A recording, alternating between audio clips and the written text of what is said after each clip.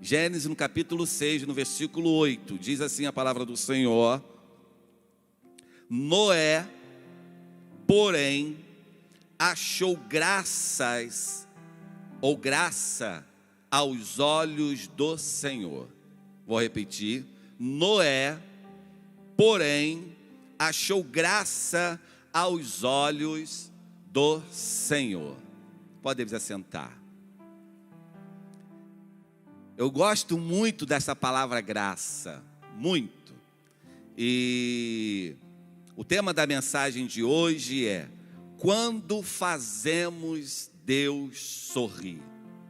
Você sabia que você tem a capacidade de fazer Deus sorrir? Sabia disso? Que você, como filho de Deus, você tem a capacidade humana de fazer o Deus que você serve sorrir. Mas Deus sorri sim, Deus sorri. Está aqui na palavra, em Gênesis no capítulo 6. A palavra graça aqui é exatamente isto, é sorriso, é alegria, é se alegrar. Diferente de graça em Tito, quando o capítulo 2 de Tito vai falar sobre que a graça se manifestou trazendo salvação. Graça ali em Tito é favor, é um favor imerecido. Aqui é sorrir. E quando é que fazemos Deus sorrir?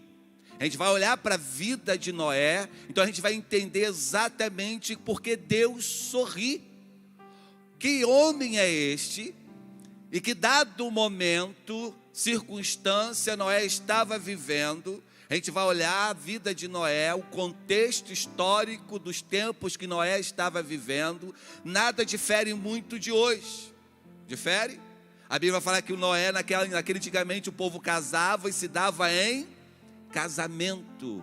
O povo estava vivendo numa corrupção generalizada, numa decadência humana, o pecado em cima de pecados. Não estavam nem aí para as coisas de Deus, estavam totalmente afastados, envolvidos em seus próprios negócios da vida. Muitos estavam preocupados com o casamento, com os seus afazeres, com as suas plantações, com a política talvez da época. Ninguém estava aí para Deus. Praticamente parecido com hoje. Olha o nosso contexto histórico de hoje. Olha as nossas discussões políticas. Olha quantas demandas estamos tentando resolver. Olha quantas discussões. E aonde está Deus? Deus estava decepcionado. Será que Deus está hoje olhando para nós hoje, para essa situação do mundo? Será que Ele está sorrindo para a humanidade? Ou Ele está exatamente como estava nos dias de Noé? Decepcionado com a sua criatura. Decepcionado com a sua criação, com o povo que Ele criou. Deu uma terra para governar, deu uma terra para dominar, porque Deus deu a terra para os homens. A Bíblia vai falar que os céus são do Senhor, mas a terra Ele deu para os homens. Olha, a terra Deus deu para nós, a terra é nossa, para a gente conquistar, dominar. Ele entregou, Ele produziu, Ele plantou, Ele regou a terra, Ele fez ela produtiva e falou: olha, é de vocês essa terra, cuide, seja próspero nela. E o povo só destruiu, só briga, avareza, corrupção. E aí Deus fica indignado. Deus olha para a raça humana e no coração de Deus é o quê? Destruir, acabar, literalmente com a raça humana. Tem hora que eu me pego me perguntando e pensando nisso: será que Deus ainda tem amor pela esta humanidade tão corrupta? Ora, se não é a graça de Jesus Cristo, aí a gente falar de Tito, que a graça se manifestou trazendo salvação a todos os homens. Se não é esta graça, quem é a graça? Jesus é a graça. Jesus é o favor. Aqui a graça em Tito é favor. Então esta graça, ela nos dá a condição moral,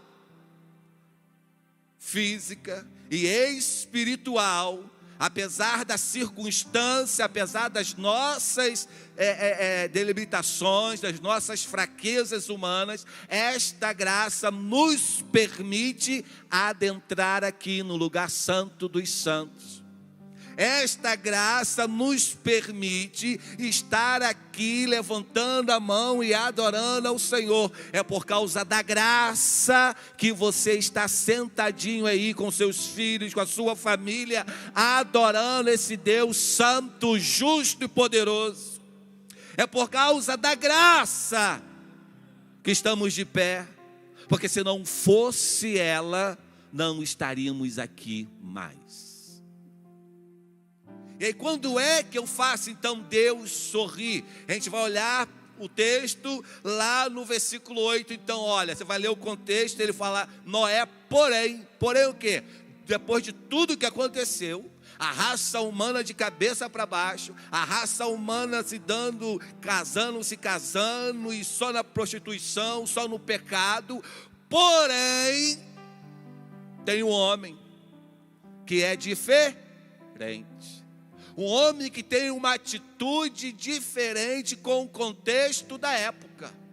Um homem e sua família que vive totalmente aquém daquela situação. Ele não se mistura, ele não compactua com aquela situação daquela época. Então ele faz Deus sorrir. Deus olha para Noé. Não é assim que a gente olha para a criança, para o filho? Quem tem filho aí pequenininho. Agora há pouco estava uma menininha aqui, e olha que graça. A gente olha aquela menininha andando aqui, ai que graça. Ela não faz sorrir? As atitudes dela de criança, na sua infância, você não olha e não coloca sorriso nos teus lábios? Não é assim? Quando você olha para um bebê, ah, que fofa, ah, que graça. Coloca sorriso, porque ela faz algo que te desperta uma sensibilidade, uma emoção diferente. Você pode estar arruinado, você pode estar bagunçado, destruído, mas aquela criança tem o poder de fazer você sorrir, mesmo sendo decepcionado minutos atrás. Mas ela mexe com o teu psique, com o teu emocional. Deus estava zangado, pastor. Deus estava indignado. Mas aí Noé, um homem de 600 anos quase. Noé não era uma criança. Quase 600 anos, ou já quase com 600 anos de idade. A atitude de Noé desperta sorriso em Deus. Deus, como é que é? Peraí, está todo mundo bagunçado, todo mundo pecando, todo mundo brigando, engolindo um ao outro. Não é assim que estamos vivendo? Brigando por causa de política, fazendo o inimigo à torta à direita, se degladiando, porque eu sou da direita, eu sou da esquerda, estão virando inimigos mortais. Não pode falar mais nada, porque é ofensivo, ofende o outro. Mas aí nós tem atitude diferente. Um homem de 600 anos de idade, um senhor, um velhinho. Deus olha, não, peraí, ainda tem solução para a raça humana. Ainda tem solução para a raça humana. Ainda tem solução para o contexto desta época. Ele olha e vê Noé e ele acha graça na vida de Noé, ele sorri. Quando é que eu faço Deus sorrir? Então, quando eu faço Deus sorrir, quando eu amo acima de qualquer coisa. Eu faço Deus sorrir quando o meu amor não está nas coisas deste mundo. Eu faço Deus sorrir quando eu obedeço acima de qualquer circunstância. Aí eu faço Deus sorrir. Porque o mundo anda na contramão, ou a sua vontade própria, ou dentro dos seus desejos, das suas vontades, achando que é melhor para os seus caminhos. E a Bíblia fala que há caminhos que para o homem parece ser bom, mas no seu fim são caminhos que conduzem ou levam à morte. Mas aí Noé, ele tem atitudes diferentes. Ele ama a Deus acima de qualquer coisa. Ele não se mistura com aquela sociedade. Ele sabe quem ele serve. Ele sabe a quem ele segue. E o amor dele a Deus está acima de qualquer situação. Onde está o seu amor? Onde está? Onde está o seu amor, a sua obediência? A gente quer agradar ou quer atrair. Eu sempre falo, muita gente quer trazer atenção ou buscar atenção para si. Qual é a forma que eu tenho que atrair atenção? Olha a vida de Noé. Olha como que Noé vivia. Não se misturar com o mundo. Romanos 12, não se conformeis com este mundo, mas transformai-vos pela renovação da vossa ou do vosso entendimento. Algum texto vai falar mente, outros vão falar do vosso entendimento. O que você entende? O que você compreende?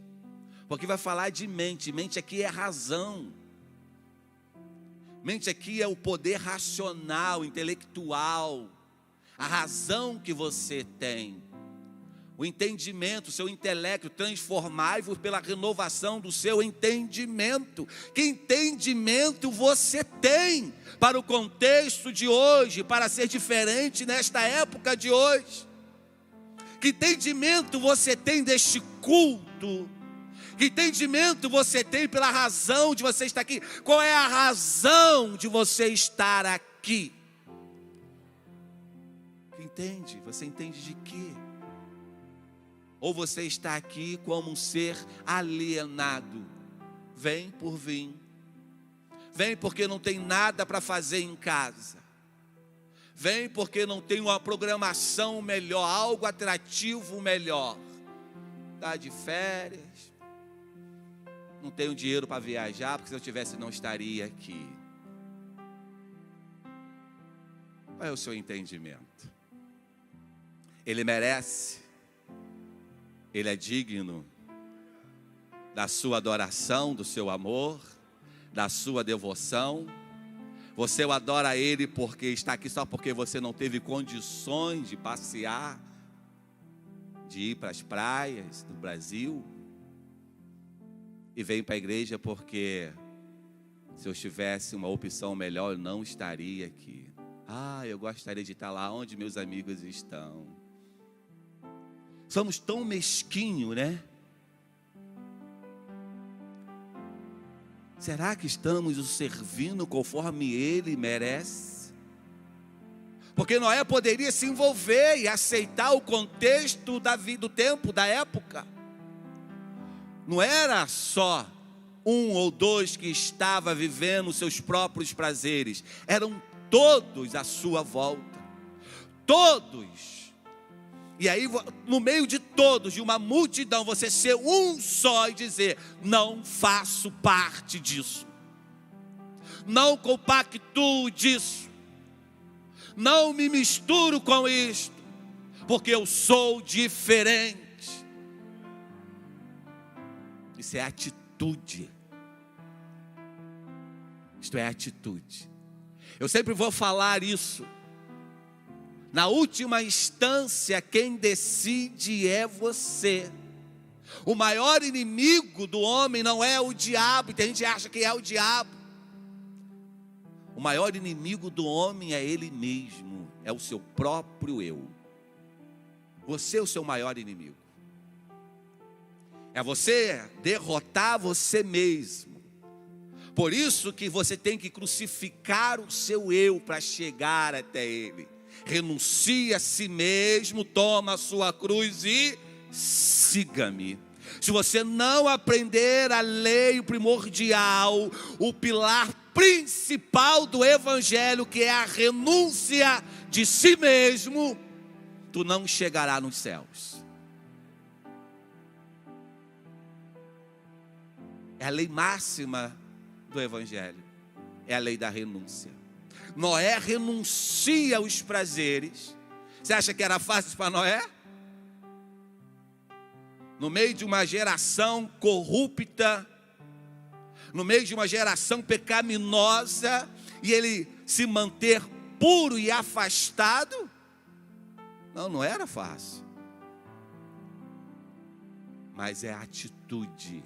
Eu não vou me misturar. Podemos comparar com Sadraque, Mesaque e Abednego, né? 3 jovens. Aí olha o contexto. Mas Noé, um jovem pode falar assim: mas Noé era um homem maduro, já estava formado,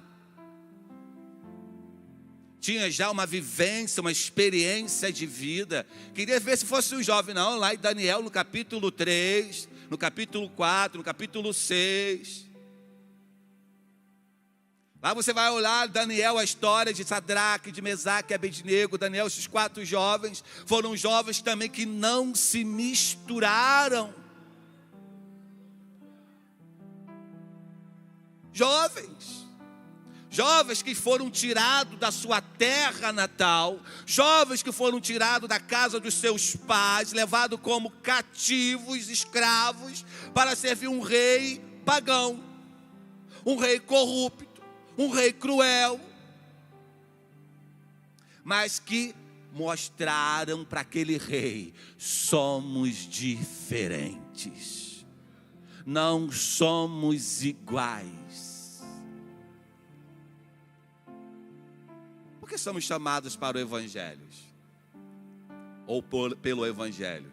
Justamente por isso, para ser diferente. Para ser diferente. Eu não penso, eu não ajo como o mundo age.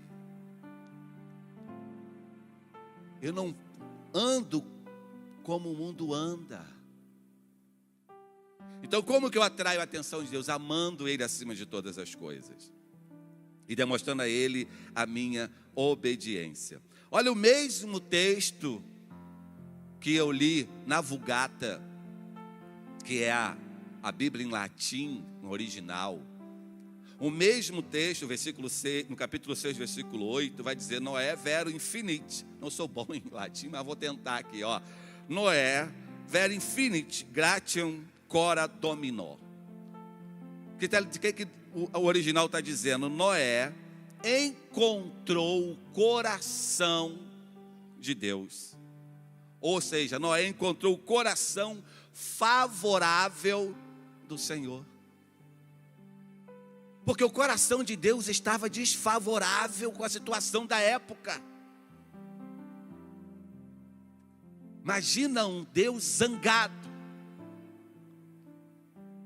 Aí a tradução original vai dizer isso, que Noé encontrou o coração favorável, encontrou uma abertura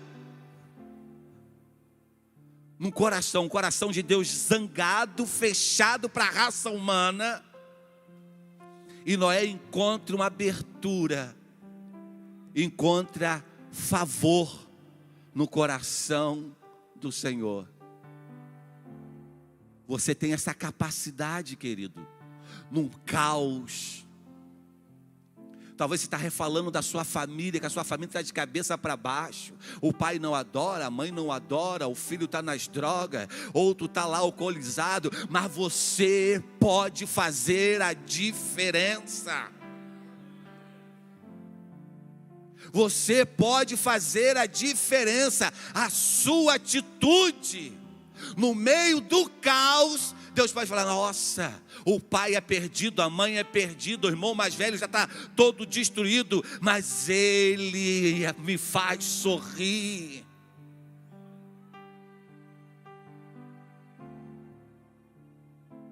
Aleluia. Você pode ser diferente. Você tem a capacidade humana de ser diferente. Quem deu essa capacidade? O próprio Deus. A gente vai ver a história de Jefté. A Bíblia vai falar que Jefté foi recusado pelos seus irmãos, porque ele era filho de uma prostituta. E os irmãos excomungam Jefté, expulsa ele do seio da família, porque ele era um bastardo. Vai embora, Jefté. Não queremos você no meio da nossa casa, não queremos você como governo na nossa casa. Você não pertence à nossa família, seu bastardo. Que palavra dura Jefté recebeu, né? Mas Jefté era diferente. Aquele que foi humilhado, ele volta agora para ser juiz dos seus irmãos. Ele volta para ser diferente. Então não importa de quem você é filho, não importa quem te gerou, não importa o que sua mãe ou seu pai fez ou deixou de fazer, o importante é a sua atitude diante do Deus que você serve. O passado dos seus antepassados podem ter sido negro, vergonhoso, mas qual é a história que você determinou para a sua vida? Você pode fazer Deus sorrir, mudando as suas atitudes. Você pode atrair a atenção de Deus para você. Uma outra forma de fazer Deus atrair a Deus, e aí Noé pratica isso também, é quando ele confia no Senhor plenamente. Naquela época, Deus manda Noé construir uma arca em terra seca. Não tinha mar nem perto, né? Se tivesse pelo menos um lagozinho pertinho ali, alguém poderia falar assim: não, Noé está construindo um barquinho para jogar lá naquele lago e fazer uma pescaria. Mas é pegar o estado de Minas Gerais, que não tem mar, ou lá no centro de Palmas, Tocantins, que eu estive lá, que é o centro do Brasil, Goiânia, e construir uma arca. Você só tem uma noção. Noé foi ridicularizado com esta atitude. Foi dado como louco. Construiu uma embarcação para onde, Noé? Que mar? Que oceano? Que lagoa, pelo menos, você vai colocar isso? Noé foi ridicularizado. Muitos crentes hoje têm vergonha de ser crente. Muitos crentes hoje têm vergonha de carregar a Bíblia. Muitos jovens hoje têm vergonha de colocar roupa, porque ele achar que é roupa de crente.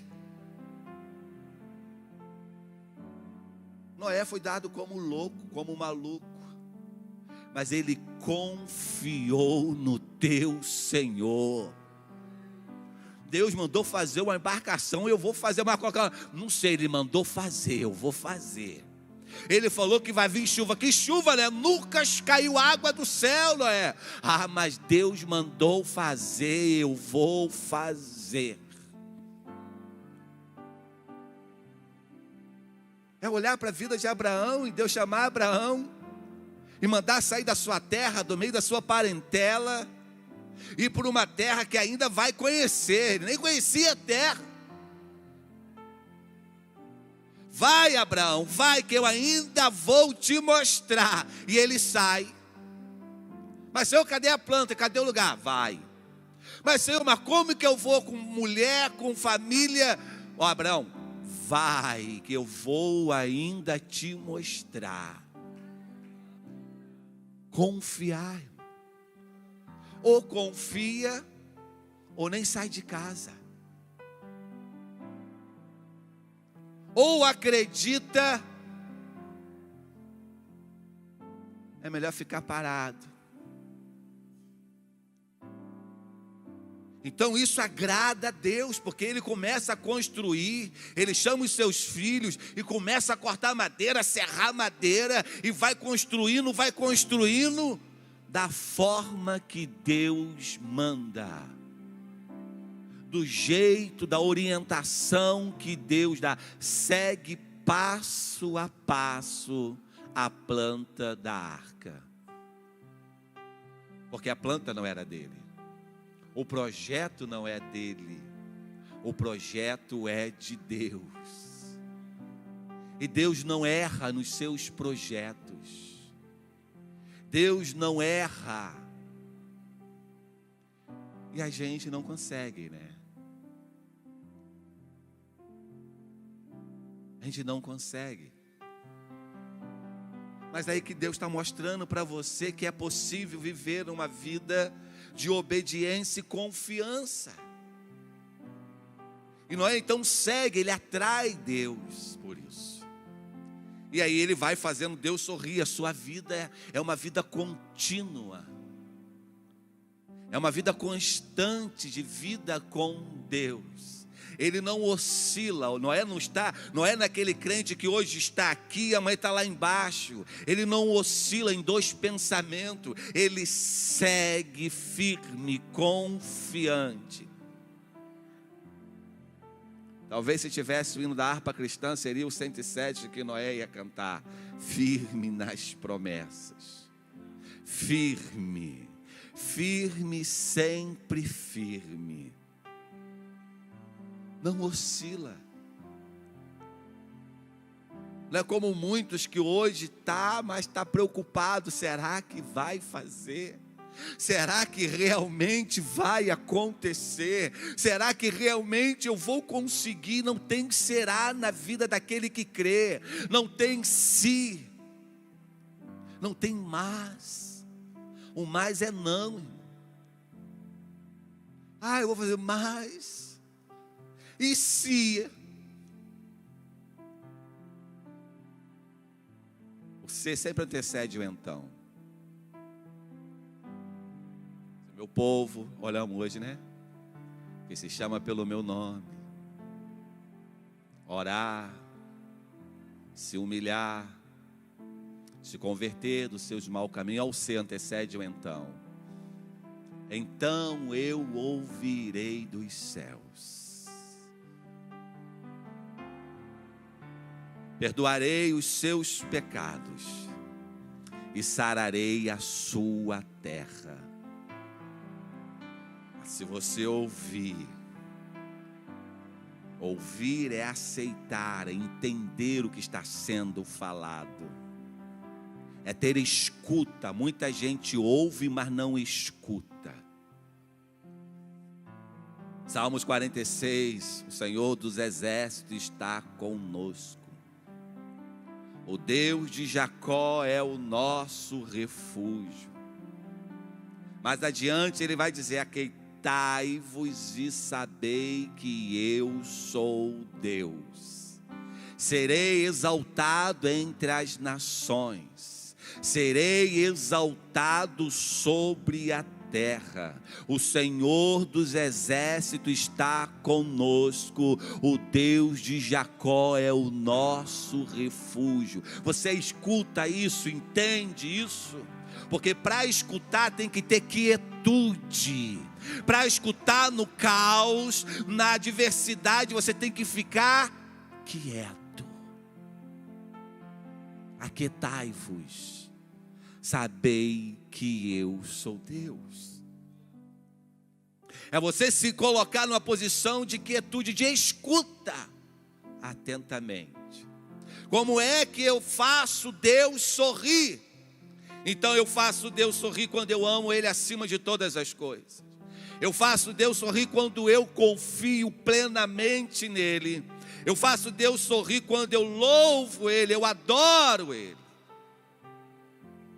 Noé, a primeira coisa que ele faz depois do dilúvio ele louva ao Senhor.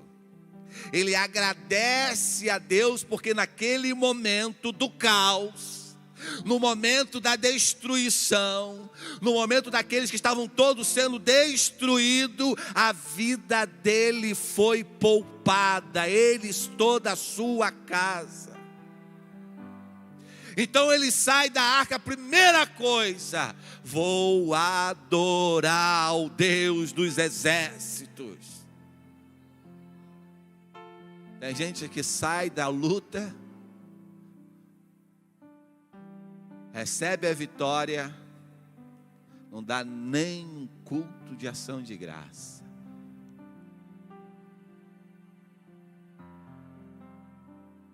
Não agradece. E coisa que Deus fica triste e é com o coração ingrato. Já ouviu falar de Agur? Agur sábio, escreve lá em Provérbios.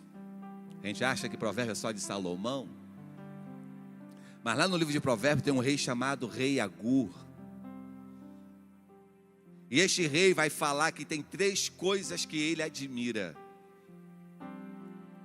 3 coisas que eu fico maravilhado. E a 4ª eu não compreendo. E Agur vai dizer que a primeira coisa é o caminho do navio no mar. O caminho da águia no céu. E o caminho da cobra na penha. A 4ª coisa que ele não compreende é um homem como a virgem.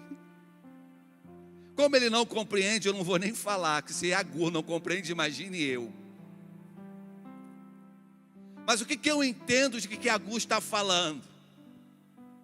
De quando ele fala do navio, do caminho do navio no mar.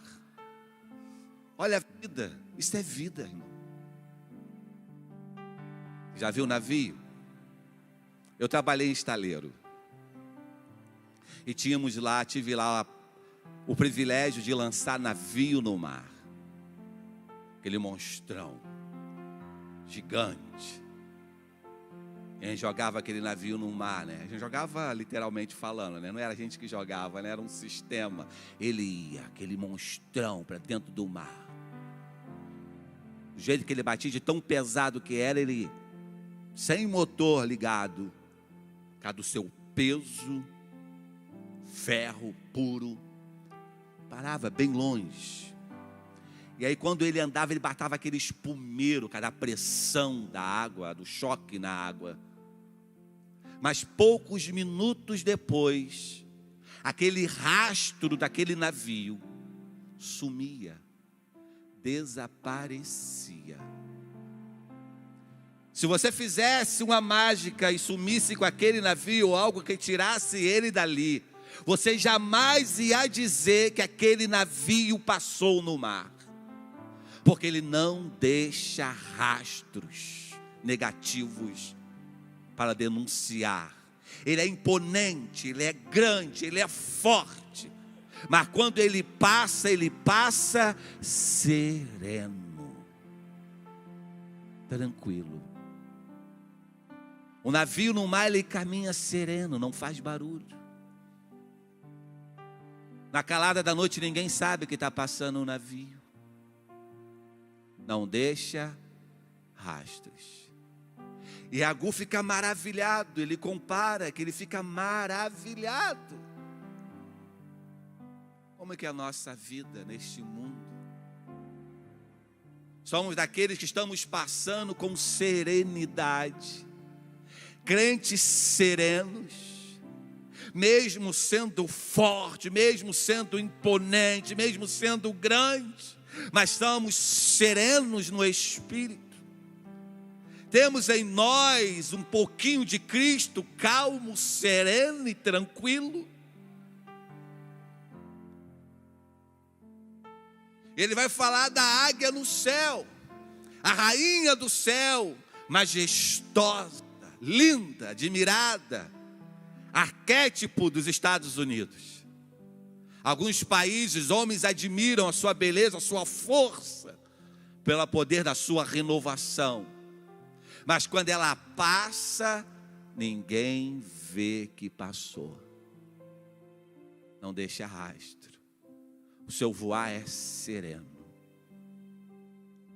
A serpente ou a cobra na penha, animal peçonhento, temido, muitos tremem, passam mal, tem crise de pânico só de ver. Mas quando ela passa, o brilho do seu couro, que muitos usam para fazer cinto e sapato, ninguém sabe que passou, porque ela é serena. Como é a tua vida, cristão? Como é a tua vida? Está trazendo admiração para Deus? Não vim aqui bater em ninguém. Não vim aqui puxar a orelha de ninguém. Mas estamos iniciando 2023. As nossas atitudes, eu sempre falo para algumas pessoas, e falo isso muito em consultório. Você faz suas escolhas. Suas escolhas fazem você.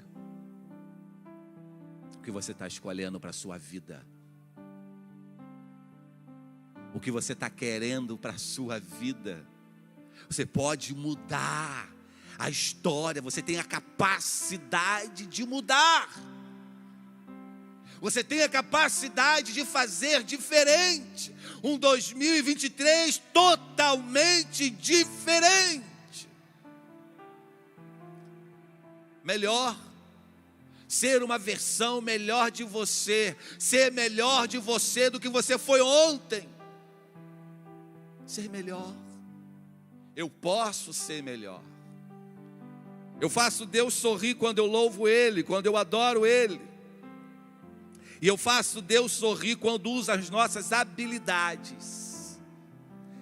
Ou seja, nossas capacidades humanas de superação. E aqui eu quero sair de Noé e falar de um homem que eu falei hoje à tarde numa visita. De Gideão. A Bíblia vai falar em Juízes capítulo 6, que os midianitas cercaram Judá. De tal ponto que eles tiveram que se esconder por medo. Ó, o medo nos faz se esconder. Por medo eles se esconderam dos seus inimigos. E tudo que eles plantavam, tudo que eles produziam, os midianitas iam lá e saqueavam. E por isso o povo de Judá empobreceram. Cada vez mais pobre,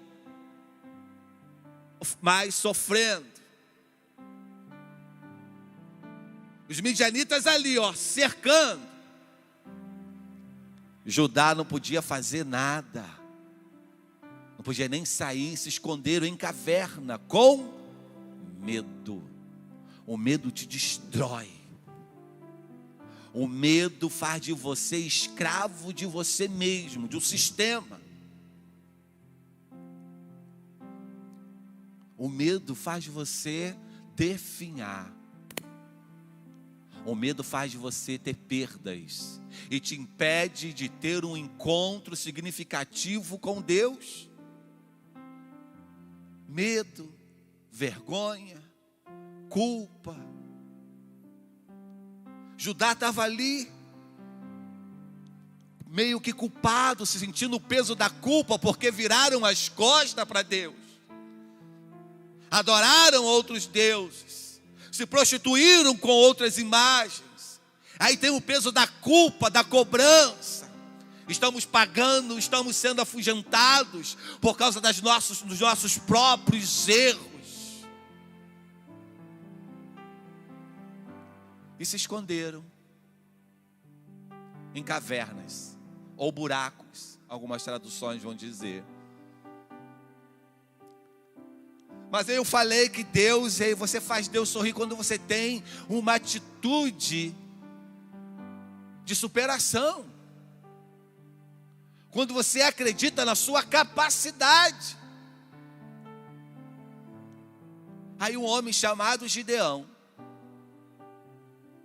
ele tem que defender o que é seu. Ele não concorda, ele não compactua, ele não aceita aquela situação. Aquela situação de ficar escondido com medo, Gideão fala, não dá mais para viver assim. Não dá mais para ficar escondido, não dá mais para viver no medo. Eu tenho que defender o que é meu. Lembra de Davi? Todo mundo fala que Davi matou um urso, um leão gigante, não é verdade? E por que Davi matou um leão e um urso? E um gigante? Porque ele estava defendendo o que era dele, por direito. Ele estava defendendo o que era dele. E Gideão, ele também toma essa atitude. E aí ele cria uma estratégia. Eu tenho que defender o que é meu. Eu tenho que cuidar da minha casa. E ele vai lá, vai malhar trigo aonde? Todo mundo sabe essa história, né? Vai malhar trigo no lagar. Aí, jargão de pregador, que todo pregador fala. E é o contexto da história, é a exegese. Que ensina isso, não tem como mudar muita coisa. Não pode nem mudar, porque esse é o contexto original do texto. Lagar não é lugar de malhar trigo. Mas estrategicamente ele fala, agora imagina, a questão é, como? Como malhar trigo num lugar que não é o lugar correto? Mas ele tem que fazer. Porque ele tem que defender o que é dele. De direito. Porque Deus deu a terra, o alimento. Deus deu aquela terra para ele. Prometeu a Abraão, eu vos darei essa terra. Essa terra será da sua geração. Mas agora estou cercado, com medo. E ele vai lá. Malhar trigo é na porretada. É na vara, é batendo, tem que bater com força para soltar, senão não solta. E como que bate, porretada da varada no lugar apertado, em feixes de trigo, e tem que jogar para o alto, para o vento jogar a palha seca fora e ficar só o grão. Como fazer isso sem que o inimigo veja? No lugar que é como se fosse um tornel para pisar uva. Como que eu vou jogar o trigo para o alto? Peneirar o trigo. Eu fico imaginando o Gideão fazendo isso de joelho, para o inimigo não me ver. Querido, pega aí. Pega. Tá pegando? Gideão tem que fazer de joelho, para o inimigo não ver. De joelho é melhor. A gente sempre fala que de joelho é melhor, né? De joelho a gente vence. Eu fico imaginando o Gideão malhando, socando o trigo, talvez com um pedacinho de porrete, porque não pode ser uma vara muito comprida para pegar muita força. E ele está ali, fechinho por fechinho, só socando, igual soca pilão. Quem já socou pilão aqui, irmão? Eu já soquei pilão. Sou velhinho não, mas eu já tive essa experiência de fazer coloral no pilão. Igual socando pilão ali, e juntando os grãozinhos. De repente não podia jogar, pastor, ele soprava as palhas, porque não dá para jogar na peneira, não dá para peneirar. Ele tem que soprar, fazer vento, produzir vento. Ei, querido, atitude diante do inimigo. Eu não posso ir por lá, mas Deus vai me dar estratégia. E aí quem está vendo? O anjo do Senhor. Que teologicamente a gente fala, ou pode dizer aqui, conjecturar que é o próprio Cristo. O anjo do Senhor na Bíblia, quando aparece, é o próprio Cristo. Jesus Cristo, no Novo Testamento, se aparecendo como anjo do Senhor. Mas está lá o anjo aparecendo lá, braço cruzado debaixo do carvalho. Será que ele só foi naquele dia? Eu fico me perguntando, será que ele só foi naquele dia exclusivo que Gideão decidiu sair do buraco? Ou ele já foi ali várias vezes e ninguém saía, esperando alguém tomar uma atitude, mas naquele dia foi Gideão. Hoje pode ser você, o anjo do Senhor estar aqui.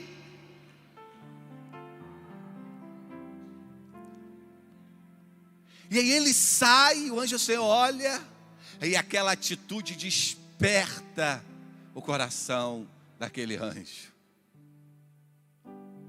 Porque ele enfrenta os seus medos. Ele enfrenta os seus medos. A vergonha, a culpa, ele enfrenta. E ele faz o anjo sorrir. E vai sorrir para Gideão e falar: ô varão valoroso. Você pode fazer Deus sorrir. Você tem capacidade para isso. Você tem capacidade. Quando eu digo que tem capacidade, pastor, mas como assim que eu tenho capacidade? Deus te fez um ser com grande capacidade de mudança. Prova na Bíblia. Prova, rapidinho, vou provar aqui, ó. Quer ver uma capacidade humana que você tem? Lembra de Davi? Davi, quando peca, ele recebe ali uma sentença de Deus, é corrigido por Deus. O profeta Natã vai até ele e dá uma palavra dura a Davi, revela o seu pecado. Davi cai de pranto, começa a chorar, se arrepende. Betseba fica grávida, tem um filho. E Davi, o filho, Deus fala que Davi não, aquele filho não viveria. O filho nasce, adoece, doença de morte. O que Davi vai fazer? Davi vai viver o seu luto, antecipa o luto. Ó, capacidade humana. O luto é quando a gente perde. Não existe antecipar. Como assim antecipar luto? Peraí, pastor, peraí. Luto é perda, é sofrimento por uma perda. Davi não tinha perdido ainda, mas ele antecipa. O menino estava doente, não estava morto. Ele antecipa o seu luto. Ele raspa a cabeça, se cobre de saco, de cinza e fica lá deitado chorando lá, em luto. Fase do luto: depressão, tristeza, dor, angústia. E está lá Davi, deprimido, chorando, antecipando o luto, porque ele já tinha uma palavra: o filho não vai sobreviver. E ele vai lá para o joelho chorar: Deus, salva o menino, salva o menino, salva o menino, salva o menino, salva o menino, salva o menino. Mas a palavra de Deus não volta atrás. Porém, tem oração que pode mudar o propósito de Deus. Mas isso é uma outra pregação. Deus não ouve Davi. Não dá o que Davi quer. O menino morre. Os amigos de Davi ali em volta dele, preocupados com a atitude do rei. Um rei em luto, chorando, desesperado. Não era comum. O rei tem que ter posicionamento. Mas Davi é humano. Homens choram. Homens caem. Homens sofrem. Homens sentem dores. Homens têm angústia. Davi era humano, assim como nós.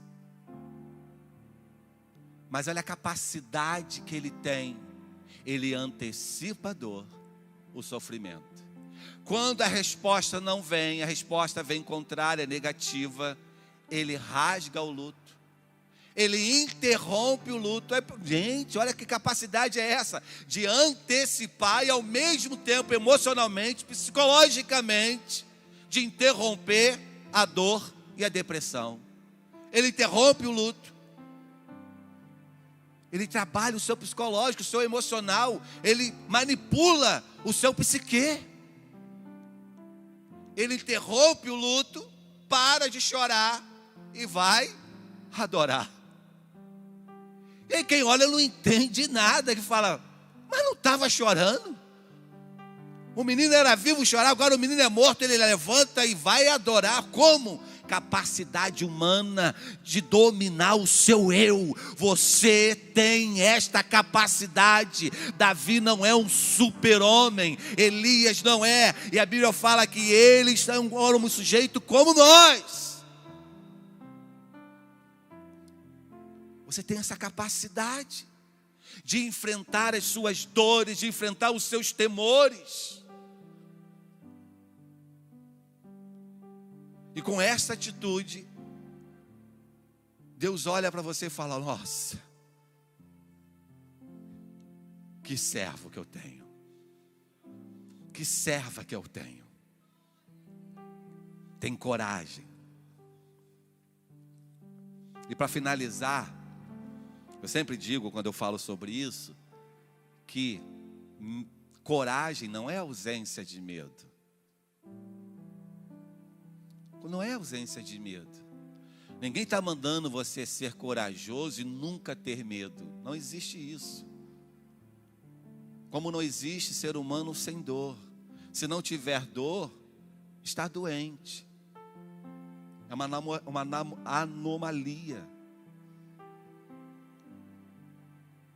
Não existe isso. Mas coragem, embora não é ausência do medo, mas é domínio do medo. Você tem a capacidade de dominar o seu medo. Isso é coragem. É a força que te motiva de dominar o medo, a vergonha e a culpa. E para terminar, finalizar, quer fazer Deus sorrir? Expressa a Ele a sua adoração.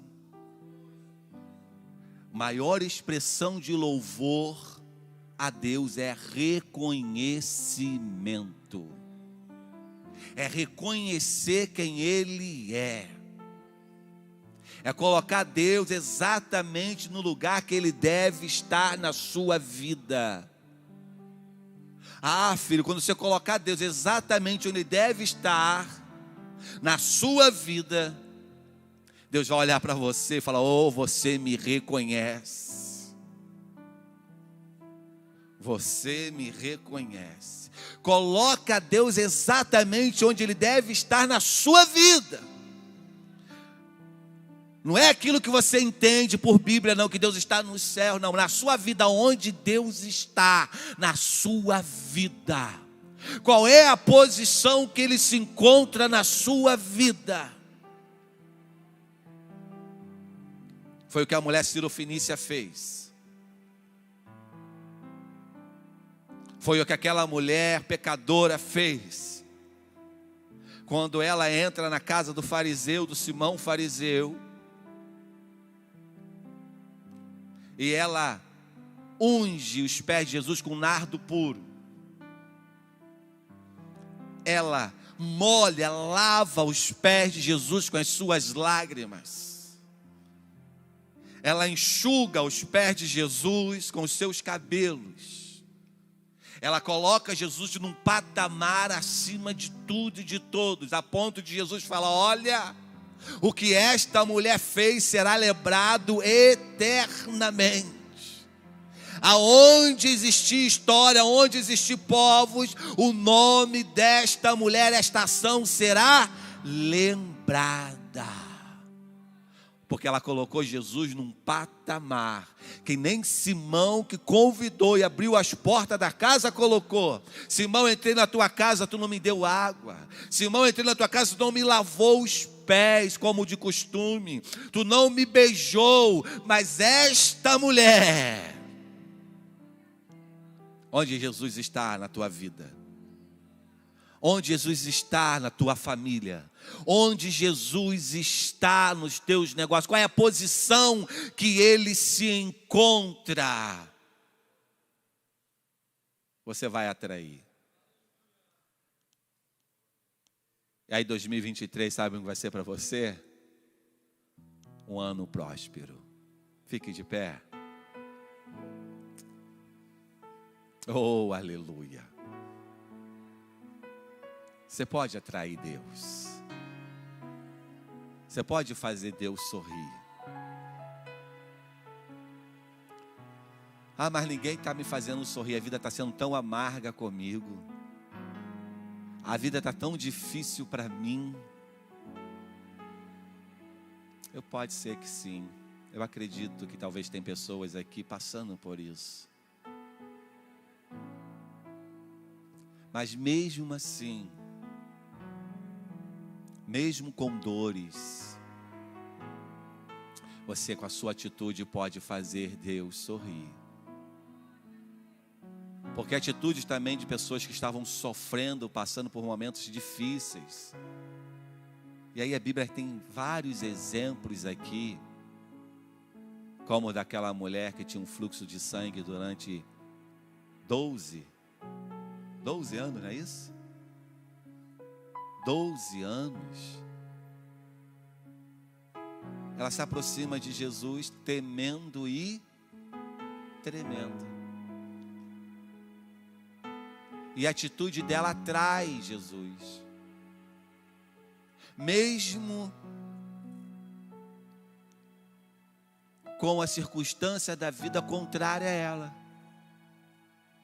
Mesmo sendo totalmente contrária à situação.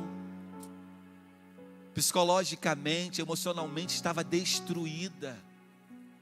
Fisicamente, doente. Sendo enganada pela medicina da época. Sendo rejeitada pela sua vizinhança, pelas suas colegas. Ninguém queria mais contato com ela. Mas ela se aproxima de Jesus. Ela enfrenta os seus medos. Ela enfrenta as suas vergonhas. Eu estou falando isso agora, você já pode vir à frente, eu quero orar por você. A sua atitude de vir à frente já é o passo que você está dando para enfrentar a você. E tudo aquilo que quer te parar. E ela vai até Jesus, eu vou enfrentar aquilo que me para. Eu vou enfrentar aquilo que está querendo me frear, me arrastar para trás, me sufocar. Ela vai até Jesus. E aí eu falei aqui de estratégia, ela cria uma estratégia, ela de repente abaixa. Porque ela não pode tocar em ninguém, que talvez se ela toca, ela é repreendida, até mesmo talvez chutada. Mas ela vai, talvez rastejando. E ela toca em Jesus. Mesmo com medo. Ela toca em Jesus. E o toque dela é tão profundo que no meio da multidão ele sente o toque daquela mulher. Porque quando ela toca, é um toque que é libertador para ela mesma. E aí Jesus pergunta: quem me tocou? E o medo de responder: fui eu, Senhor. O medo de responder: foi eu, Jesus. Eu não deveria tocar, mas eu precisava te tocar. Eu precisava, eu tenho uma necessidade de te tocar em ti. A vida que eu levo, eu preciso te tocar, Jesus. A palavra só não basta, eu tenho que tocar em você. Porque palavras já me deram. Palavras já me falaram. Já me mandaram no fulano de tal, no Bertano tal. Mas eu preciso tocar pelo menos em ti.